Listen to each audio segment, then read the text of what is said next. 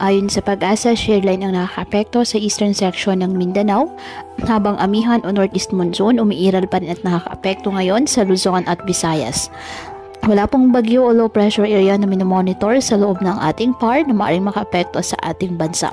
Samantala, may gale warning na nakataas ngayon sa seaboards of northern Luzon at eastern seaboards of central and southern Luzon, Visayas at Mindanao. Ngayong araw, dahil po sa shear line, asahan na maulap na kalangitan na may mga pag-ulan sa Caraga, Davao Region at northern Mindanao.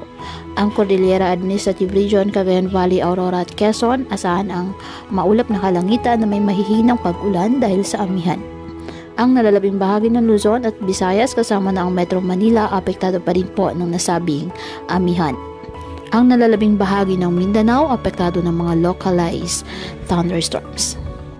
Kaya patuloy po natin na pinag-iingat ang ating mga kababayan sa bantapon ng mga pagbaha at pagguho ng lupa at ugaliin na magdala palagi ng payong o kahit anumang panangga sa ulan sa tuwing lalabas ng ating mga tahanan. At yan po muna ang update sa lagay ng panahon ngayong araw. Muli patuloy po tayo na mag-ingat at palaging tandaan, God loves you. Stay safe and God bless.